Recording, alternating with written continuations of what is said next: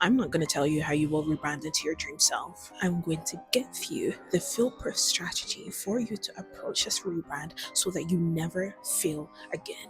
I've seen people change identities, I've seen people change niches and aesthetics and then fail continuously for the same reasons. I've changed niches, aesthetics, and identities and have failed for the exact same reason every single time until I figured out the secret formula that currently has me walking face by face in the ideal version of myself. You're a smart girl. You know how to plan your rebrands. You know how to gather the picture. You have an idea of what this rebrand looks like, what this restructuring of your life looks like, and you know how to create the lists to get there. But then why are we still stuck in the same place that we were 2 months ago? What the ultimate guide gurus and the self-help, self-growth girlies don't tell you is that there is no art to rebranding yourself. There is no magic to it. There is simply strategy. The plans that you are making are specific to an ideal image, but they are not specific to you.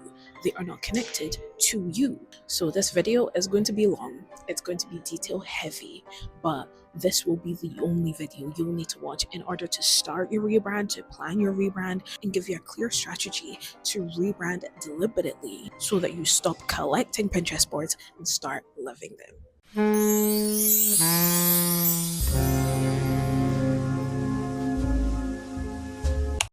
Layers of success. Okay, so what do I mean by rebranding? I simply mean that you want to be the woman who goes to the gym 4 times a week, is active. You want to be the woman that eats whole foods and doesn't eat processed foods. You want to be the woman who is constantly having a maintenance routine and is taking care of herself. The woman that's excelling academically or is career focused. You want to be the woman that has her life together. You want to be the woman that looks put together, is well spoken, is eloquent.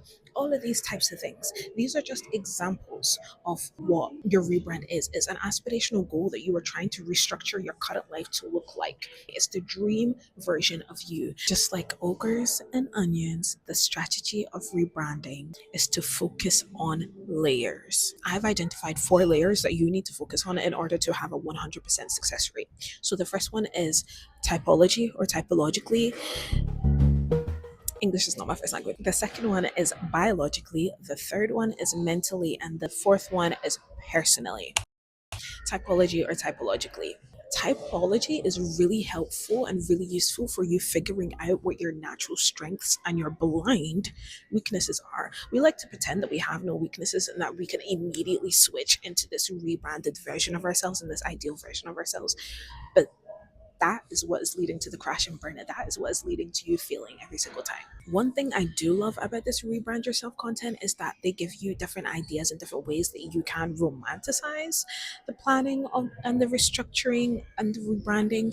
But some of you, for example, are more naturally inclined to seeking structure. And you're watching all of these videos that are telling you to create vision boards, buy this, and look at videos of this. But what you need to be doing is creating schedules, making timetables, to-do lists, and habit tracking. That's what you need to be focusing on because your natural strength is to seek structure, is to create order, and vice versa. And so typology allows you to understand how you naturally think, how you make decisions, and what your ego naturally draws you to. And so let's not be silly here. That's going to make our rebranding and our restructuring 10,000 times easier. For this, I suggest you learn your MBTI cognitive functions. You might be listening to this and be hearing like, what? Cognitive? Listen, I'm going to break it down for you. Don't worry, I wouldn't just throw a bunch of words at you and not explain what they mean. I also built a special tool to really help you with all of this. Call me Barbie. Cognitive functions, MBTI cognitive functions. What the hell is a cognitive function? Cognitive functions, we have 8 of them. There are 8 that we all use every single day. However, there are 4 that we personally use more naturally, that we value, and that we are good at over the other 4. And those top 4 are what make up your 4-letter type. And that tells you how you make decisions, that tells you how you think and how you interact with the world and how you take in information. You are your biggest success tool. Use yourself to your advantage. Let me give you an example for how useful this is for your rebrand. Okay. One of the cognitive functions is extroverted thinking. So, if you were somebody that has extroverted thinking as your top function, that's your dominant function, that means You continuously planning, continuously endlessly making Pinterest boards, looking at every single different type of women and seeing which one you like more, which one you want to be like more, and how you can be more like her, is going to be so fruitless, because your strength is execution. That is extroverted thinking. Your natural strength is execution. And so if you knew that your dominant function was TE, you'd be like, oh, okay, because my top function is extroverted thinking, that means that I just need to have a starting plan and then go, and I will refine it along the way, because that is naturally what I'm good at.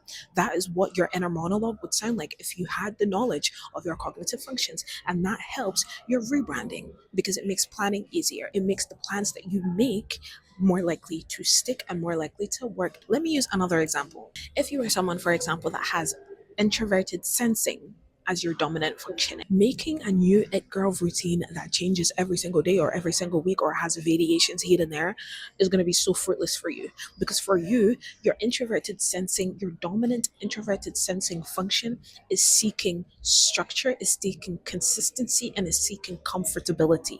And so if you knew that, you would then go like, oh, what I need to do is to have a set morning routine that does not change, and a set night routine that does not change, that is the same every single day, and I will be able to follow that for every single day of the week. That is going to ensure your success, because you are incorporating yourself as your best tool. You know that your best strength, your best natural strength, is introverted sensing, and so therefore you align with that to make your plan. If you don't know what your MBTI type is, I'm going to leave links for you to take tests in order to figure out what your type is. Please, oh my gosh, do not use 16 personalities.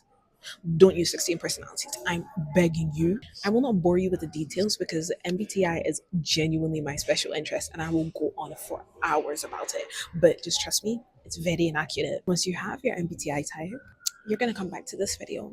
You're going to go to the description and you're going to see a little website. I built a website for y'all.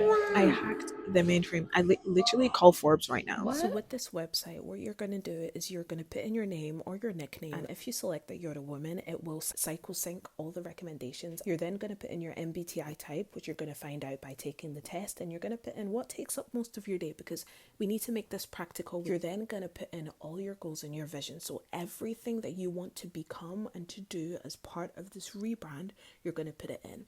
The more detail, the better, because it really helps the website to tailor its advice and its suggestions and recommendations for your strategy to you.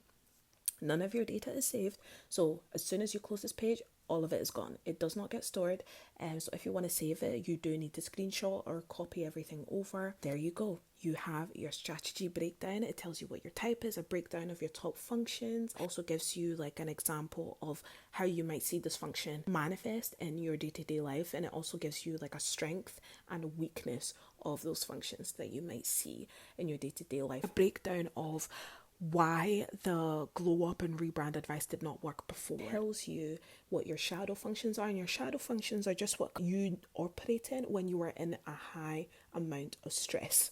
So that's the unhealthy version of you. It then has like a strategy breakdown of all the goals and the visions that you gave it, and then your daily rituals. So it has a suggestion of a morning and a night routine. There's affirmations at the bottom that you can use, of course, but the best thing about this site is that you can edit your goals. If you forgot to add something, you can go in and write it and it will regenerate. If you accidentally click the wrong type, or if you're like, this type doesn't really resonate with me, then you can switch to another type and not have to do it all again. It helps you understand yourself better, plan better, strategize better in order to become the idealized, rebranded version of yourself quicker and simpler. You will go about rebranding yourself, making your routines, your habits, and your systems and lifestyle and routines a lot more easier and a lot more simpler, because you're using yourself, your MBTI, your strongest functions, as your biggest and best weapon. So that is the most hefty layer done. Biology. So when considering your rebrand, this is one layer that we often ignore, because when you're planning, everything is aspirational. And so you are thinking so positively, which is so good, by the way. Don't be pessimistic about your rebrand. That's a bit That's so counterintuitive. You're thinking so positively, and everything that you're trying to establish, you're thinking about it in the most perfect conditions. But you are a woman. And if you know that you're a woman, you know that there is only 1 week, 7 days, if even that, out of the month where we are actually normal, when our body and our hormones are not wreaking some sort of havoc, whether good or bad, on us. And so to plan these amazing aspirational things without considering things like your luteal phase or your menstrual phase is a plan that is doomed to fail, because you haven't accounted for pain, you haven't accounted for moodiness, you haven't accounted for your lack of energy that you're going to have as a result of your hormones in a particular phase of your cycle. This is good for you to consider in your rebrand phase. Prep and intentionally and deliberately curate and consider what your ideal self looks like when she has lower energy, when she has lower motivation, and when she's potentially in pain. She could still be a baddie, but what does that look like for you? Create two Pinterest boards. One that has you when you are at your best, and then one that has you when you are at your worst. So that when you do end up getting into those phases where you're in your luteal phase or your menstrual phase and you have lower energy and your thoughts are a lot more negative, you are still living in a version, even though it's toned down, of your dream self, of your rebranded self, and of your ideal self. And so that will limit the disillusionment that you might feel, because it's not like you've been living as her during two phases of your cycle and then you've gone back to being the old you. You were consistently her. And so there is no old you and new you. That is just simply the new you with a more self-care, more loving, and more slower version of the new you during those last two phases. You need to plan. You need to plan. You need to plan. You need to plan. You need to plan. If you plan for this, then you won't fail. If you plan for this, then there won't be such dissonance between the current version of you and the new version of you, and in the middle stages when you're trying to bridge the gap between those two versions of you. Mentally, I just have one question. When you guys are rebranding and you're trying to make this ideal version of yourself that you want to live like, why are you guys making it the most difficult thing for you to keep up with ever? Let me make your life easier and introduce you to something called flow state.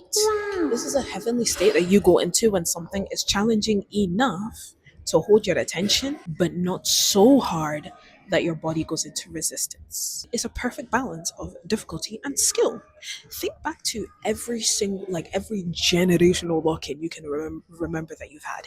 Maybe it was before a big massive exam, maybe it was before like an assignment, maybe it was before a wedding or something like that. The task that you were trying to lock into matched your capacity. It wasn't overwhelmingly impossible. You need to be able to find the difference between comfortable and impossible. To conclude, if you start something that pushes you a little bit to the point where it's uncomfortable or quite different, but it's not a complete 180 of the way that you used to be, your body and your mind will not resist. Let me give you a personal example. My sleep routine and just sleep schedule is absolutely horrendous. It's normal for me to go to bed in the AMs. My sleep tax is high, y'all. This year, I put it on my vision board and I've made it a goal for me to go to sleep before 11:30 every night and to wake up around the hours of 6 to 8 a.m. But the problem is, me being me, with my bulldozer approach to things, I made a night routine to condition myself to fall asleep after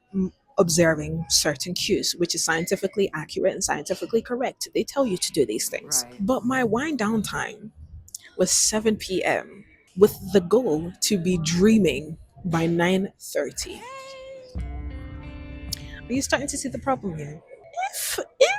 If I'm used to sleeping at 3, 4, 5 a.m. every day, and I force my body to be snoozing 6+ hours before that. Will it work? Probably not. Did it work? Of course it didn't. I kept waking up every 4 hours because my body thought it was napping. It wasn't going to sleep. Instead, because I know that I need to be mastering flow state, it needs to be difficult enough but match my capacity. And so I'm lowering my sleeping hour by 1 hour every week from 3 a.m. So this week it'll be 2 a.m. The week after that it'll be 1 a.m. The week after that it'll be 12 a.m. until I get down to 9 p.m. comfortably. Don't set tasks and routines that your body will resist. This doesn't mean that you will never be able to achieve them, but it does mean that you need to be smarter about the way that you implement them and maybe consider implementing them in phases instead.